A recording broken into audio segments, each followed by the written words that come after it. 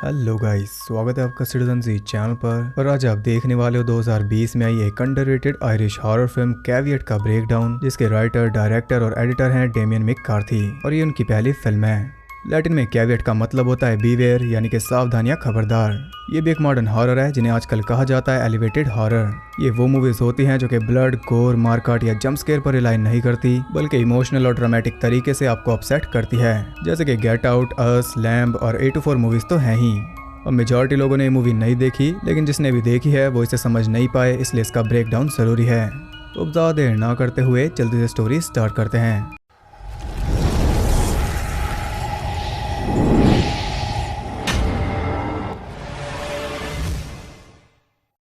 Movie के start में हम देखते हैं ओल्गा नाम की एक लड़की को, जो कि एक रैबिट टॉय लेकर अपने अजीब से घर में घूम रही है और वो टॉय उसके लिए एक रेडार का काम कर रहा है। वो उसे हर दिशा में ले जाती है और जहाँ भी वो ड्रम बजाना शुरू करता है उस दिशा में वो आगे बढ़ जाती है।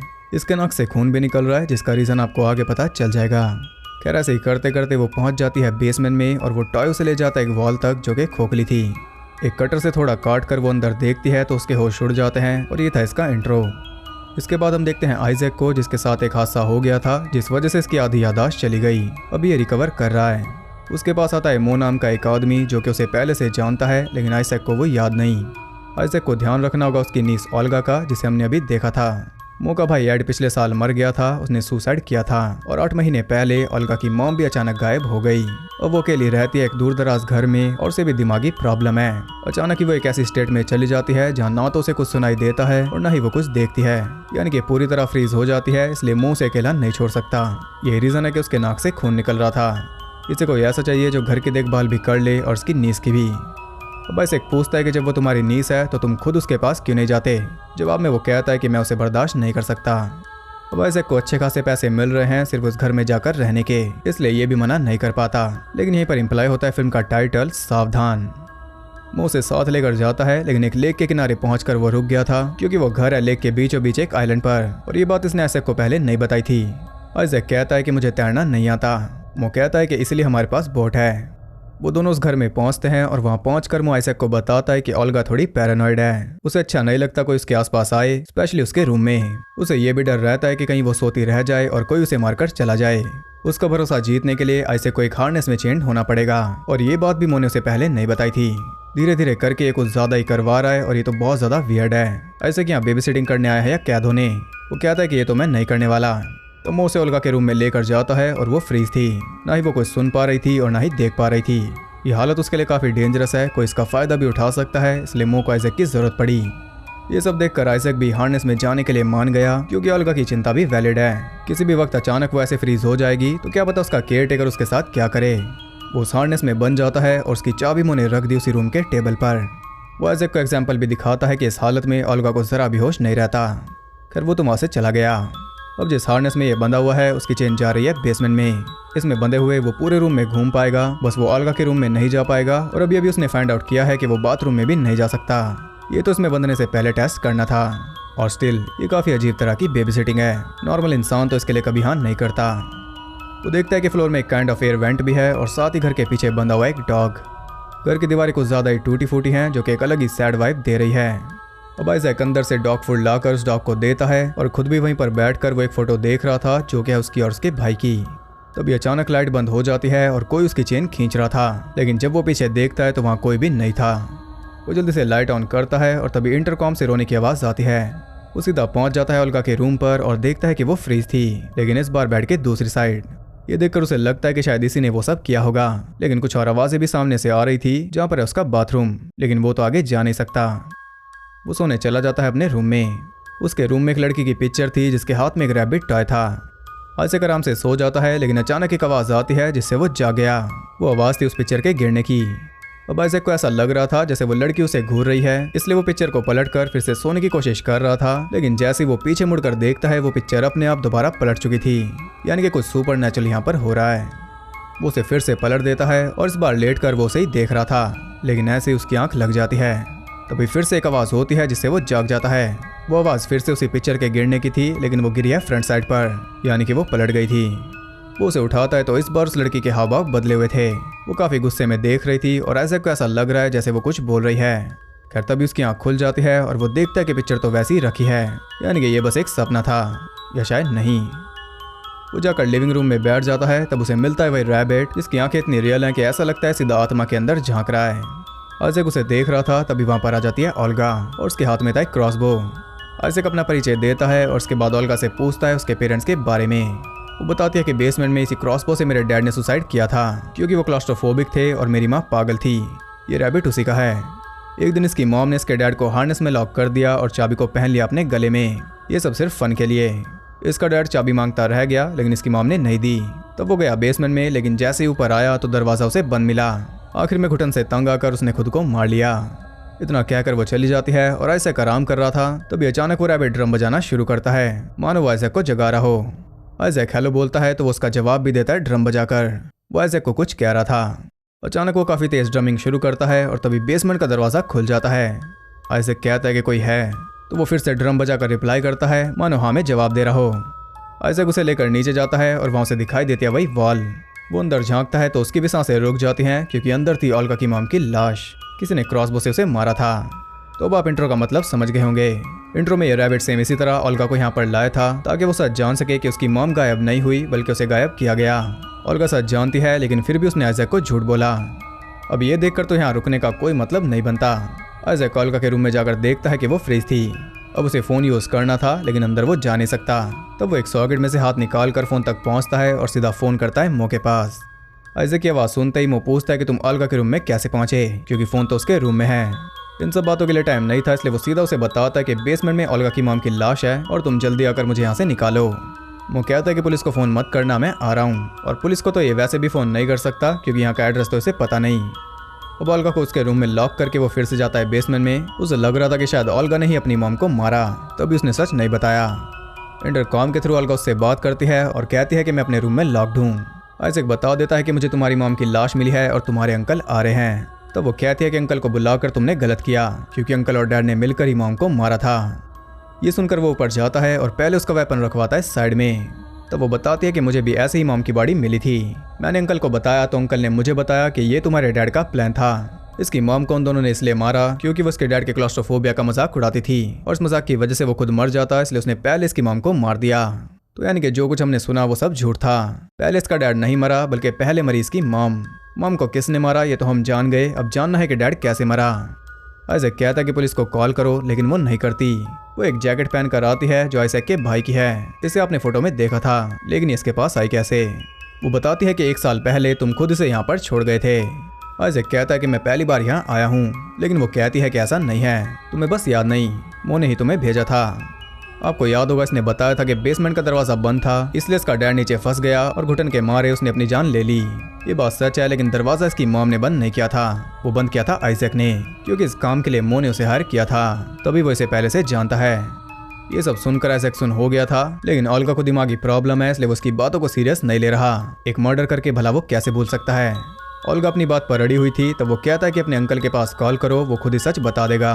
वो कॉल करती है तो मो भी कंफर्म कर देता है कि ये सच है, तुम यहाँ पर आए थे और तुमने ही मेरे भाई को लॉक किया था मेरे कहने पर। अब आइजैक को जवाब मिल गया, लेकिन इससे तो और ज्यादा सवाल खड़े हो गए। भला मो अपने भाई को क्यों मरवाएगा और उसकी बेटी सब कुछ जानती है फिर भी चुप है। मो उससे पर्सनली बात करके फोन काट देता है। अब आइजैक दोबारा कहता है कि पुलिस को कॉल करो, अगर मैंने ऐसा कुछ किया होगा तो मैं जेल जाने के लिए तैयार हूँ, लेकिन ओल्गा फोन नहीं करती क्योंकि मो ने मना किया है। तो आइजैक कहता है कि अगर यहाँ मुझे कुछ हो गया या मैं वापस ना जा पाया, ये बोलते ही उसे खुद समझ आ जाता है कि यही तो मो का प्लान है। बाहर कोई भी नहीं जानता कि आइजैक यहाँ पर है। अगर ये मर भी गया तब भी किसी को कोई खबर नहीं होगी। किसी रीजन से ही मो ने इसे यहाँ लाकर हार्नेस में बांधा है और इस प्लान में ओल्गा भी उसका साथ दे रही है। ये समझ आते ही वो उसे फिर से रूम में लॉक करके पहुंच जाता है बेसमेंट में। वो काफी ट्राई कर रहा था खुद को फ्री करने के लिए, लेकिन कोई फायदा नहीं होता। तो वो फिर से ऊपर जाता है टेबल पर रखी चाबी लेने के लिए। पहले वो चेक करता है तो ओल्गा उसे दिखाई नहीं देती। उसके पास यही मौका था इसलिए वो जल्दी से हाथ अंदर डाल देता है, लेकिन उसे ये नहीं पता कि ओल्गा वहीं पर खड़ी है। उसका हाथ पकड़कर वो उसकी उंगली तोड़ देती है। आइजैक भागकर बाहर जाता है और बाहर से मिलता है एक न्यूज़पेपर जिसमें उसकी मॉम के मिसिंग होने की न्यूज़ थी। उस फोटो में भी वो चाबी उसके गले में है, जैसा कि ओल्गा ने बताया था, और यही तो आइजैक को चाहिए। वो जाकर लाश को चेक करता है तो देखता है कि चाबी अब भी उसके गले में है। हालांकि उसकी शक्ल उसे डरा रही थी, फिर भी हिम्मत करके वो चाबी निकाल लेता है और खुद को फ्री कर लेता है। अब चेन से तो ये निकल गया, लेकिन फ्री होना अब भी बाकी है, क्योंकि अगर ये घर से भी निकल गया फिर भी आइलैंड से नहीं निकल पाएगा, क्योंकि तैरना इसे नहीं आता। उसकी मुश्किलें बढ़ाने के लिए अचानक पावर ऑफ हो गई। ये काम किया होगा ओल्गा ने। अब जैसे ही वो ऊपर जाता है उसे मिलती है ओल्गा जो कि फ्रीज थी। मौके का फायदा उठाकर वो उसी हार्नेस में बांध देता है और पहुंच जाता है उसके रूम में जो कि अब भी लॉक था। वो ऊपर से निकल गई। अंदर जाकर वो सबसे पहले फोन देखता है जिसकी वायर ओल्गा ने काट दी। वहाँ रखी चाबी वो उठा लेता है और अपने भाई की जैकेट देखकर उसे याद आना शुरू हो गया कि असल में हुआ क्या था। 1 साल पहले मो उसके पास आया था उसे एक काम ऑफर करने। वो काम था उसके भाई को बेसमेंट में लॉक करना ताकि वो खुद को मार ले, और ये सिर्फ इसलिए क्योंकि उसका भाई उसके कई राज जानता था। मो खुद ये काम करना नहीं चाहता था, इसलिए उसने आइजैक को हायर किया और वो भी राजी हो गया था। अब आइजैक इन यादों में खोया हुआ था। इतने में ओल्गा वहाँ पर आकर क्रॉसबो उठा लेती है। उसने आइजैक को शूट किया लेकिन तीर उसे छूकर निकल गया। वो रिलोड कर रही थी और इतने में आइजैक बाथरूम में छुप जाता है। कुछ देर बाद वो बाहर निकलता है तो ओल्गा गायब थी। दरवाजा बंद करके वो जल्दी से टेबल चेक कर रहा था और तब उसे याद आता है वो होल। ओल्गा वहीं पर तैनात थी। इस बार तीर लगा उसकी थाई में, क्योंकि टाइम रहते वो ऊपर उठ गया, नहीं तो इसके चेहरे में लगता। अब रेंगते हुए वो फिर से बाथरूम में जाता है और याद करता है पूरा पास्ट। उसी बोट में वो यहाँ पर आया था और यहाँ आकर उसके विचार बदल गए थे। तभी ये जैकेट उसने यहाँ पर लटकाई थी। एड को लॉक करने के बजाय उसने एक नोट लिखा एड को बताने के लिए कि तुम्हारा भाई तुम्हें मारना चाहता है। तब भी वो रैबिट वहीं पर था। उसे कुछ आवाज आई जिसका पीछा करते हुए वो पहुंचा बेसमेंट के दरवाजे तक, लेकिन दरवाजा तो पहले से ही लॉक था, जबकि ये काम करने के लिए ही आइजैक को हायर किया गया था। दरवाजा खोलकर वो नीचे गया। नीचे उसे मिला वो क्रॉसबो और साथ में एड जिसके चेहरे के अंदर तीर घुसा हुआ था। ये देखकर वो डर के मारे वहां से भाग गया और यहाँ पर हम देख पाते हैं कि एड हार्नेस में था ही नहीं। 2 दिन बाद मो उसके पास पहुंचा अपने भाई का फ्यूनरल करने के बाद। जब मो घर पहुंचा था तो उसका भाई उसे मरा हुआ मिला, लेकिन आइजैक उसे बताता है कि दरवाजा मैंने लॉक नहीं किया बल्कि वो तो पहले से लॉक था। वो पूछता है कि क्या तुमने उसे लॉक किया था। मो कहता है कि अगर मुझे ही करना होता तो मैंने तुम्हें क्यों हायर किया। हालांकि मो आइजैक की असलियत जान गया है क्योंकि उसे वो नोट मिल गया। वो जानता है कि आइजैक उसकी पोल खोल सकता है, फिर भी वो चुपचाप वहां से चला जाता है। रात को आइजैक बालकनी में खड़ा होकर ड्रिंक कर रहा था, तभी मो आकर उसे नीचे धकेल देता है और कुछ इस तरह उसकी आधी याददाश्त गई थी। हालांकि मो चाहता था कि वो मर जाए, लेकिन वो बच गया। तब 1 साल बाद जब ये हॉस्पिटल से बाहर आया तो मो फिर से इसके पास गया और उसे फंसाकर दोबारा यहाँ ले आया ताकि अब तो ये मरी जाए और इसके साथ उसका राज भी। जब वो अपने सगे भाई को मरवा सकता है तो फिर ये क्या चीज है। तो अब आप पूरा मामला समझ गए हो कि असल में क्या क्या हुआ और कैसे हुआ। अब आइजैक को वहाँ से निकलना है, इसलिए पहले तो वो अपने पैर में घुसे हुए तीर को काटता है। इसके बाद बाहर निकलकर वो पहन लेता है उस जैकेट को और जल्दी से वापस बाथरूम में आ जाता है। लेकिन इस बार उसे दिखाई देता है एक सीक्रेट डोर। अंदर था एक संकरा रास्ता और रास्ते के उस पार ओल्गा की मॉम, या शायद ये भी उसका वहम था। उस रास्ते से होते हुए वो पहुंच जाता है उसी दीवार के पीछे जहाँ वो लाश पड़ी है। वहाँ लगे कटर से वो उस वॉल को काट रहा था, लेकिन उसे लग रहा था जैसे वो लाश उसे देख रही है और लाश में हलचल हुई इतना तो कन्फर्म है। वो उसका फेस कवर कर देता है अपनी कैप से, लेकिन इसके बावजूद भी वो उसे देख रही है। अब इतना कुछ हो ही रहा है, इसलिए ज्यादा ध्यान ना देते हुए वो अपने काम पर लगा हुआ था। तभी वो रैबिट ड्रम बजाना शुरू कर देता है क्योंकि ओल्गा वहां पर पहुंच गई। वही अपनी मॉम की लाश में घुसा हुआ तीर लेने, जिसे लेकर वो जा रही थी कि तभी वहां पर आ जाता है उसका अंकल। वो उसे बताती है कि आइजैक मेरे रूम में लॉक्ड है, लेकिन तभी वो नोटिस कर लेता है उस वॉल को। अंदर चेक करने पर आइजैक उसे दिख गया, लेकिन इससे पहले कि वो कुछ बोलता ओल्गा उसे कंधे में शूट कर देती है। इसके बाद ऊपर जाकर वो उसे लॉक कर देती है नीचे। अब जैसे उसने इसके माँ बाप को मारा, ये खुद भी यहीं फंसकर मर जाएगा और वो ऐसा नहीं चाहता, इसलिए वो आइजैक को कहता है कि जल्दी बाहर निकलो, हम दोनों मिलकर ओल्गा को मार देंगे। लेकिन ये सिर्फ एक चाल है, ये आइजैक को भी नहीं छोड़ेगा। आइजैक वॉल को काट रहा था और वो एकदम तैयार खड़ा था उसे मारने के लिए, लेकिन तभी वो इंटरकॉम के थ्रू से बात करता है और कहता है कि मैं तो बाहर निकल चुका हूँ। अब अगर वो बाहर है तो फिर वॉल को कौन काट रहा है। वो है ओल्गा की मॉम, या फिर आप कह सकते हो उसकी लाश। आइजैक उसी एयर वेंट से निकला जो उसने फ्लोर में देखा था। बाहर वो उस डॉग को फ्री कर रहा है कि तभी उसके सामने आ जाती है ओल्गा। दोनों एक दूसरे को देख रहे थे, लेकिन वो कुछ कर नहीं सकती क्योंकि तीर उसके पास है नहीं और इससे आगे वो आ नहीं सकती। अपनी फैमिली की तरह वो भी यहीं पर कैद होकर मरेगी। इसी के साथ ही मूवी एंड हो जाती है। मूवी तो एंड हो गई, लेकिन सवाल एंड नहीं हुए। तो पहले हम समझ लेते हैं पूरी टाइमलाइन। तो हुआ ये था कि मो आइजैक के पास गया था 1 साल पहले अपने भाई को लॉक करवाने के लिए। आइजैक उसके घर पहुंचा, लेकिन वो तो पहले से ही लॉक था। तो उसे लॉक किसने किया? उसे लॉक किया था ओल्गा की मॉम ने, या फिर आप कह सकते हो उसकी लाश ने, जो कि उस रैबिट के थ्रू बोलचाल करती थी। वो चाहती थी कि कोई उसे ढूंढे और इंसाफ दिलाए। वो ओल्गा को अपने तक लेकर आई, लेकिन उसने भी अंकल का साथ दिया। बाद में वो आइजैक को अपने तक लेकर आई और अब जाकर उसे मुक्ति मिलेगी क्योंकि अब उसने अपने दोनों कातिलों को मार दिया। जी हाँ, एड ने सुसाइड नहीं किया था, बल्कि इसी ने उसे मारा था।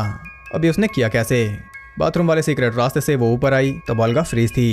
इसका फायदा उठाकर वो उसका क्रॉसबो अपने साथ नीचे लेकर गई और एड के चेहरे में तीर घुसा दिया। फिर क्रॉसबो को वहीं पर छोड़कर वो ऊपर आई और दरवाजे को लॉक कर दिया ताकि एड बाहर ना निकल पाए। फिर सीक्रेट रास्ते से होते हुए वो फिर से दीवार के पीछे चली गई। ऐसा कुछ हुआ होगा, इससे बेहतर एंगल में नहीं जोड़ पाया। इसके बाद क्या हुआ वो आप समझ गए।